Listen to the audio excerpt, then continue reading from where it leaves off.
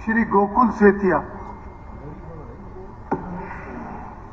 Respected speaker साहब, मैं आज गवर्नर एड्रेस पे आपने मुझे बोलने का मौका दिया, उसके लिए मैं तहे दिल से आपका धन्यवाद करता हूं।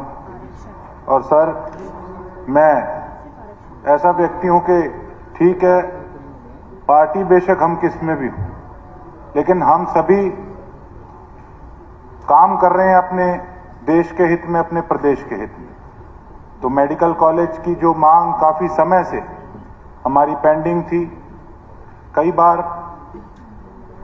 घोषणा भी हुई, लेकिन उस पे आगे कोई प्रोग्रेस नहीं हुई। लेकिन अब कुछ दिन पहले माननीय मुख्यमंत्री जी ने जो घोषणा की कि तकरीबन 800 करोड़ के करीब जो राशि देके और 2 साल के अंदर उसको कंप्लीट करने की जो बात कही है, उसके लिए मैं माननीय मुख्यमंत्री जी का भी तहे दिल से धन्यवाद करता हूं, इनका आभार व्यक्त करता हूं। और उसके साथ साथ सर, हमारे सिरसा का जो सिविल हॉस्पिटल है उसका बहुत बुरा हाल है, उसके हाल बद से बदतर हैं। जब हमने सीएमओ साहब से लिस्ट मांगी तो उसमें आपको हैरानी होगी कि orthopedician, general surgeon, general physician, neuro surgeon, neuro physician, dermologist, nephrologist, urologist, audiologist, कोई भी डॉक्टर वहां पर उपलब्ध नहीं है। और जब मैंने कहा कि इनके साथ साथ इक्विपमेंट्स क्या चाहिए, वो कहते जी अगर तो डॉक्टर आएंगे उसके बाद वो लिस्ट देंगे। तो कुल मिला के सिर्फ एक मात्र बिल्डिंग बन के रह गई है, किसी चीज का कोई इलाज नहीं। अब डेंगू की बीमारी इतनी फैल रही थी तो जो प्लेटलेट्स बनाने की मशीन थी वो भी सही ढंग से वर्किंग नहीं कर रही थी। जो डायलिसिस होता है, डायलिसिस के लिए जो पानी का वहां पर यूज होता है, आप मानेंगे नहीं कि वहां पर जनरेटर की सुविधा तक नहीं है, तो डायलिसिस भी वहां पर नहीं हो पाता। उसके साथ साथ अब डेंगू करके जो फोगिंग का काम है, इतनी डेथ्स हो रही हैं, लेकिन फोगिंग सही ढंग से हमारे इलाके के अंदर अभी तक नहीं हो रही। लोग फोन करते हैं बकायदा कि आप फोगिंग करा दीजिए। बड़ी शर्म की बात है कि एक फोगिंग कितनी बड़ी बात होती है कि अगर वो भी ढंग से वहां पे अधिकारी ना कराएं तो इससे शर्मनाक बात और कोई हो नहीं सकती। और नशे की बात लें तो हमारा सिरसा का जो एरिया है सर, वो हमारा बॉर्डर इलाका है, राजस्थान पंजाब का बॉर्डर लगता है हमारा सिरसा। तकरीबन 1 जनवरी से लेकर 30 सितंबर तक के जो आंकड़े आए हैं, तकरीबन 24,500 के करीब जो नशे करने वाले हैं, वो उनके आंकड़े सीएमओ ने जो हमें दिए हैं आपके सामने हैं। उसके साथ साथ स्कूलों तक के आगे इतने धड़ल्ले से नशा बेचने वाले हमारे आने वाली पीढ़ी को बर्बाद और खराब करने का काम कर रहे हैं, लेकिन पुलिस प्रशासन का कभी उस पर कोई भी कड़ा स्टेप नहीं अभी तक लिया गया।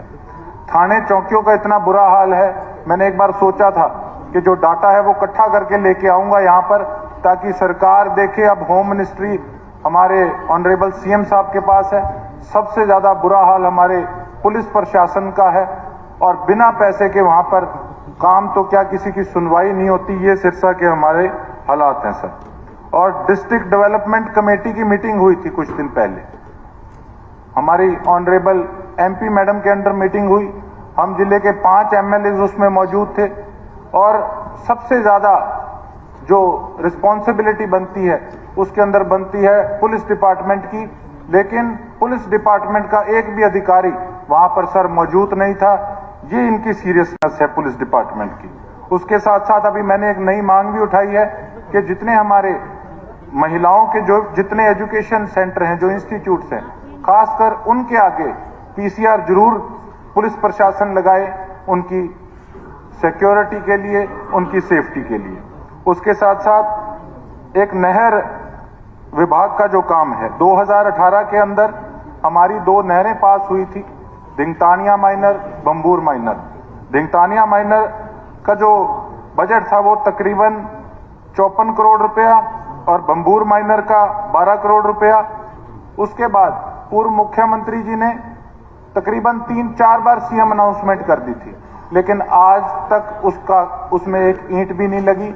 अब माननीय जब मुख्यमंत्री जी नायब सिंह सैनी जी नियुक्त हुए, तब उन्होंने यही बात की कि 70% से ऊपर सहमति किसान दे दें अपनी जमीन देने के लिए तो हम नहर बना देंगे।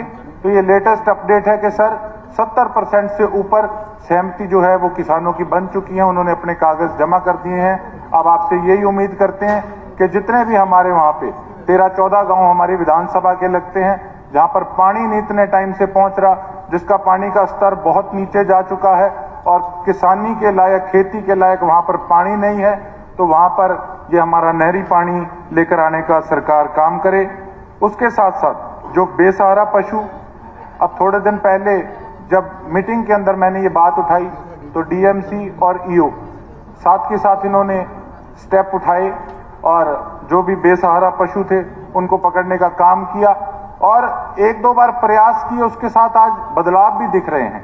तो मैं यही उम्मीद करता हूं कि हमारे लोकल बॉडीज के मिनिस्टर साहब से कि वो भी हमारे वहाँ के कमेटी के जितने भी अधिकारी हैं उनको इस चीज़ पे ज़रूर कहेंगे कि जल्द से जल्द जितने बेसहारा पशु हैं उनको गौशाला तक पहुंचाया जाए और बाकायदा गौशाला के अंदर रजिस्टर के अंदर एंट्री हो, क्योंकि नहीं तो वो वहां से उनको छोड़ देते हैं पशुओं को और फिर बात वहीं की वहीं आ जाती है।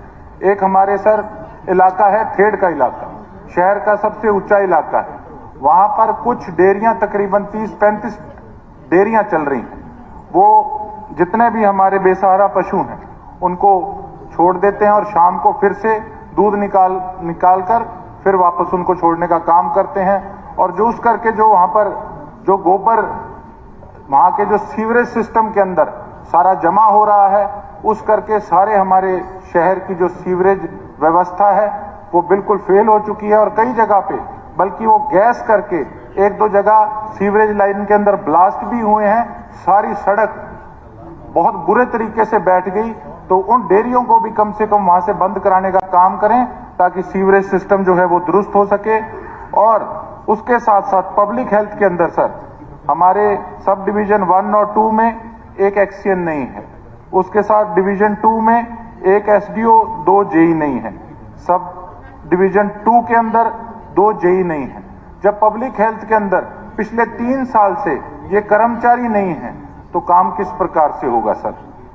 तो ये मैं पब्लिक हेल्थ मिनिस्टर से रिक्वेस्ट करूंगा कि इनकी जल्द से जल्द नियुक्तियां की जाएं। नगर परिषद के अंदर रजिस्ट्रियां बंद है, जिस किसी के घर कोई शादी है, कोई बीमारी की मार पड़ गई, लेकिन वो अपना कोई प्लॉट या जमीन बेचकर वो पैसा नहीं लेके आ सकता, अपना समस्या का हल नहीं निकाल सकता, तो वो खोली जाए।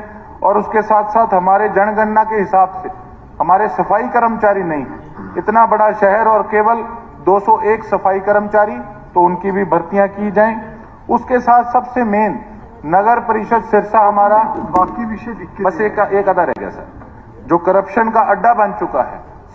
2-3 साल पहले की बात है, एक मैंने खुद एक लाइव होकर एक कर्मचारी पकड़ा पैसे लेता, लेकिन सरकार उल्टा मेरे पे पर्चा डालने का काम किया गया और जाति सूचक पर्चा, गलत पर्चा डालने का काम किया। मुझे रिलीफ मिला माननीय हाईकोर्ट जाकर, लेकिन आज तक उस भ्रष्ट कर्मचारी पे किसी प्रकार की कोई कार्रवाई नहीं हुई। तो मैं यही रिक्वेस्ट करूंगा कि इस प्रकार के भ्रष्ट जो कर्मचारी वो थे उनको दंड दिया जाए सरकार की तरफ से, ताकि आने वाले समय के अंदर ये सबक बन सके और इस प्रकार के ऑफिसर्स पे। और एक लास्ट चीज, कपूर सिंह जी सर, लास्ट चीज, हमारे घग्गर का पोल्यूटेड वाटर है, उसमें कैंसर बड़ा फैल रहा है, वहां पे पोल्यूशन बोर्ड कुछ वाटर ट्रीटमेंट प्लांट लगाए। बहुत बहुत धन्यवाद आप।